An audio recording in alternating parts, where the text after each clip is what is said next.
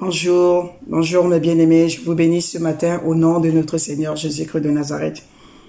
Ce matin, j'aimerais encourager quelqu'un à lire sa parole, à plonger quand même les regards dans la Bible afin de découvrir la parole de Dieu qui bouleverse les vies.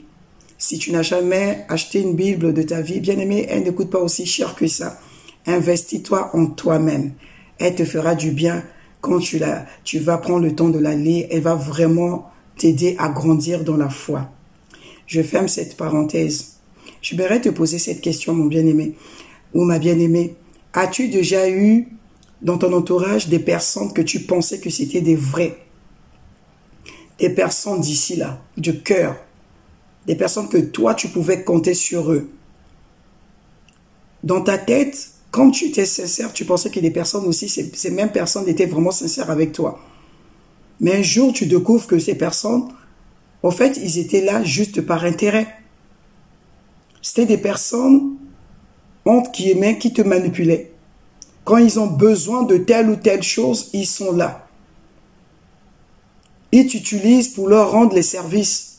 Mais au fond, ils ne sont pas intéressés par toi. Ta vie ne les intéresse pas. Ce qui t'arrive, au fond, ne les intéresse pas. Ils n'ont rien, entre guillemets, à cirer de ta vie. Eux, ce qui les intéresse, c'est que tu es là toujours pour eux et ils t'utilisent pour leur venir en aide.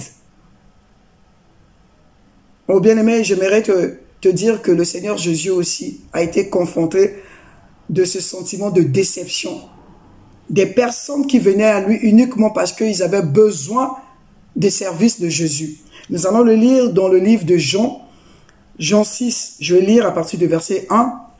La Bible dit ceci. Après cela, Jésus s'en va de l'autre côté du lac de Galilée, qu'on appelle aussi lac de Tibériade. Une grande foule le suit. Retenez bien, une grande foule le suit. En effet, les gens ont vu les signes étonnants qu'il a fait en guérissant les malades. Nous allons lire le verset 26. À la maison, vous pouvez lire tout le chapitre pour comprendre un peu l'histoire que je vais raconter. Mais moi, je n'ai pas tout le temps, donc je vais lire le verset 26. C'est le Seigneur Jésus qui parle. Jésus leur répond, « Oui, je vous le dis, c'est la vérité. Vous me cherchez seulement parce que vous avez mangé autant de pain que vous avez voulu. Mais vous ne me cherchez pas parce que vous avez vu des signes qui peuvent changer votre vie. » Oh, bien-aimé, c'est pour cela tout à l'heure au verset 2, je vous ai dit de retenir la foule. Oui, le Seigneur Jésus, il y avait des gens qui venaient vers lui uniquement parce qu'il guérissait les malades. La foule venait à Jésus parce qu'ils avaient faim, parce qu'ils avaient besoin que le Seigneur Jésus fasse des miracles pour eux. Mais ils ne venaient pas parce qu'ils voulaient connaître le Seigneur Jésus-Christ de Nazareth. Bien-aimé, aujourd'hui aussi, comme je vous disais dans mon introduction, tu as peut-être des amis tout autour de toi qui viennent parce qu'ils veulent soutirer des choses. Et toi aussi, tu viens peut-être à Jésus parce que tu as besoin que le Seigneur Jésus fasse telle chose pour toi. Tu ne cherches pas à savoir ou à connaître qui est réellement le Seigneur Jésus-Christ de Nazareth pour toi. Tu viens à l'église des années, des jours et des jours, des semaines. Le but, ton objectif, il faut que Dieu me guérisse. C'est pas mauvais ces choses. Seigneur, j'ai besoin des enfants. Seigneur, j'ai besoin de telle chose. Tes motivations sont là uniquement pour que le Seigneur Jésus fasse quelque chose pour toi. Mais toi, en retour, tu n'es pas intéressé par la personne du Seigneur Jésus. Tu n'es pas intéressé par qui il est réellement. Oh, bien-aimé, c'est pour cela que le Seigneur Jésus a dit, il a dit, j'ai pas envie de dire, je veux dire exactement ce qu'il a dit. Il a dit, oui, je vous le dis, c'est la vérité. Vous me cherchez seulement parce que vous avez mangé autant de pain que vous avez voulu. Oh, bien-aimé, vous venez à moi uniquement parce que vous avez besoin que je vous rende des services. Vous avez besoin que je fasse telle chose pour vous. Bien-aimé, fais-tu partie de la foule ou veux-tu être un disciple de Jésus? Parce qu'il y a une différence entre la foule et les disciples. Les disciples, ils étaient toujours là au pied de Jésus. Partout où le Seigneur Jésus était, les disciples étaient là avec lui. Partout où il se promenait, les disciples étaient là avec lui. Même quand il était à Gethsémane, les disciples étaient là avec le Seigneur Jésus. Mais la foule vient seulement pour les intérêts. Et au final, ils repartent chez eux. Ils vivent leur vie d'autrefois. Ils continuent dans leur vie de mensonges. Ils continuent dans leur vie de duplicité. Ils continuent dans la fornication, dans l'adultère, dans le mensonge. Mais de temps en temps, ils viennent pour demander des choses à Jésus. Oh, bien-aimé, fais-tu partie de la foule ou des disciples? Parce que le disciple, il va s'asseoir aux pieds de Jésus pour recevoir les enseignements. Parce qu'il sait que ces enseignements vont transformer sa vie. Il regarde comment le Seigneur Jésus se comporte. Il regarde comment le Seigneur Jésus vit. Et lui aussi, en retour, il veut vivre la vie du Seigneur Jésus. Mais la foule vient uniquement pour les intérêts. Il vient uniquement pour le miracle. Il vient uniquement parce qu'il a besoin que le Seigneur Jésus fasse telle ou telle chose pour lui. Au fait, la foule utilise le Seigneur Jésus comme un pneu de secours pour résoudre leurs problèmes. Bien-aimés, ce matin, j'aimerais interpeller l'Église de Dieu. Nous sommes dans les temps, nous n'avons plus besoin de venir parce que Dieu fait ceci pour moi, Dieu fait cela pour moi. Nous sommes dans les temps où Dieu a besoin des personnes fidèles, des personnes qui ont une foi stable, des personnes qui ne chancellent pas parce que les situations ne changent pas tout autour d'eux. Des personnes qui viennent au Seigneur Jésus parce qu'ils veulent connaître le cœur de Dieu. Ils veulent passer l'éternité avec Dieu. C'est ce genre de personnes que le Seigneur en a besoin aujourd'hui. Le verset 27, Jésus dit, ne travaillez pas pour la nourriture qui s'abîme, mais travaillez pour la nourriture qui dure et qui donne la vie avec Dieu pour toujours, bien-aimé. Ne viens pas au Seigneur seulement pour des choses périssables. Ne viens pas au Seigneur Jésus parce que tu as besoin de telle ou telle chose.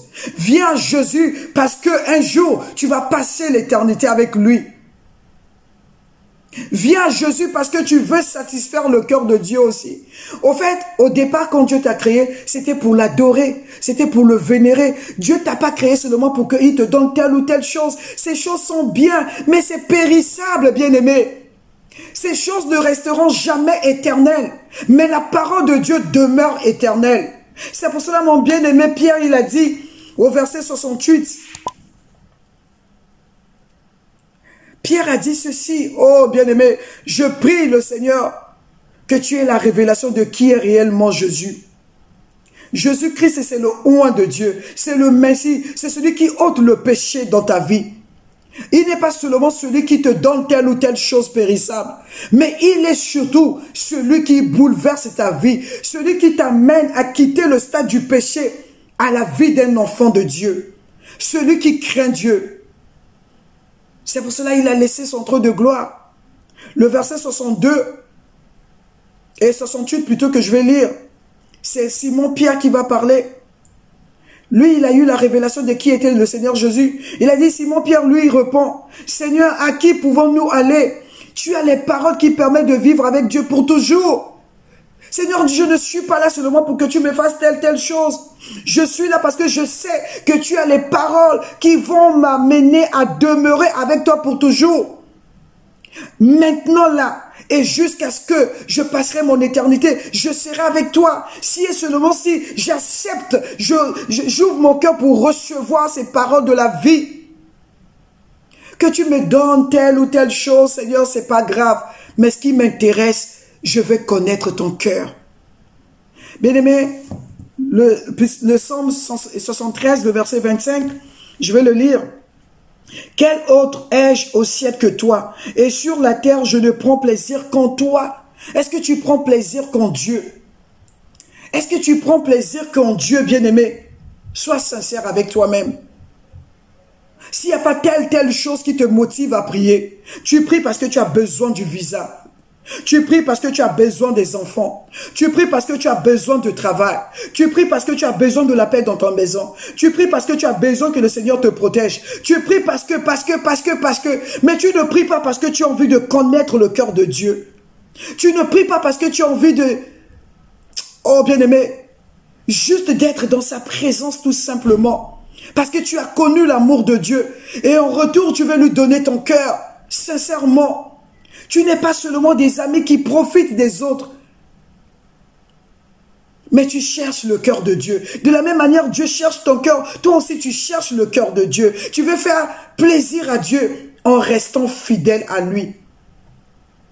J'aimerais encore te poser cette question. Fais-tu partie de la foule ou des disciples? Ceux qui vivent, qui suivent Jésus sans intérêt. Parce qu'ils ont connu le Christ, ils ont eu la révélation que c'est le Seigneur Jésus-Christ. C'était le Messie, le oint de Dieu. C'était celui que Dieu l'envoyait de Dieu pour sauver l'humanité. Quand ils ont su ça, ils se sont attachés à lui. Ils n'ont plus voulu autre chose, si ce n'est que lui. Parce qu'ils savaient que c'était le Messie. Bien-aimé, ces paroles ne sont pas là pour te culpabiliser. Si tu regardes cette vidéo, tu tombes sur ma vidéo, le Seigneur veut tout simplement t'interpeller. Te dire, c'est possible d'être mon disciple. De ne pas seulement être intéressé pour telle ou telle chose que je peux te donner. Oui, je vais te les donner, puisque c'est ce que ton cœur veut. Mais cela ne va pas combler ton cœur. Cela ne t'amènera pas à vivre avec moi pour toujours. Ce sera juste des choses temporaires, des choses périssables, des choses qui s'abîment. Mais moi, je vais te donner plus que ça. Je veux ton amitié pour l'éternité. Je veux ton cœur pour l'éternité. C'est pour cela qu'il t'interpelle à venir à lui, sincèrement. Alléluia. Bien-aimé, peut-être toi qui me regardes, tu n'as pas encore donné ta vie à Jésus. Laisse-moi te dire que le Seigneur Jésus est mort à la croix pour toi aussi. Peu importe ce que tu vis aujourd'hui, il ne te condamne pas. Peu importe dans quel péché tu es vautreux encore, au moment où tu regardes ma vidéo, le Seigneur Jésus ne te condamne pas. C'est ton Père. Il veut te sauver. Il veut te sauver, bien-aimé. Alors ouvre ton cœur et prie avec moi si tu es d'accord. Fais cette prière avec moi comme si c'était toi-même qui s'adressait à Dieu pour qu'il sauve ton âme et que tu fasses partie de la famille de Dieu. Seigneur Jésus, aujourd'hui j'ai compris que tu es mort à la croix pour moi. Tu n'es pas venu pour me condamner, mais tu es venu pour me sauver. C'est pour cela que je t'ouvre les portes de mon cœur. Je te reçois comme mon Seigneur et mon Sauveur personnel. À partir de maintenant, je veux que tu sois le maître de ma vie. Je te le demande au nom du Seigneur Jésus-Christ de Nazareth. Amen. Bien-aimé, si tu l'as fait sincèrement, même juste avec des petits mots, il y a de la joie au ciel parce que ton nom est inscrit dans le livre de vie. Tu fais partie maintenant des enfants de Dieu. Et à partir de maintenant, le Saint-Esprit de Dieu va habiter dans ton cœur. Lui seul te donnera la capacité de vivre la vie de Dieu. Parce que sans le Saint-Esprit, tu ne peux pas vivre la vie de Dieu. Il va te donner la capacité de vivre la vie avec Dieu. Que Dieu te bénisse.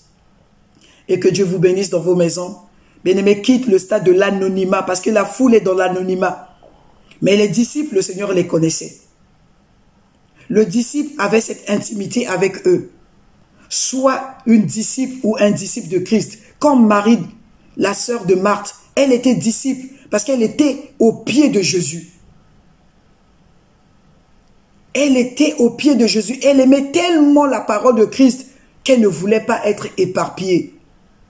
Sois aussi cette disciple qui aime la présence de Dieu, qui aime qui est réellement Jésus et non seulement ce que le Seigneur donne.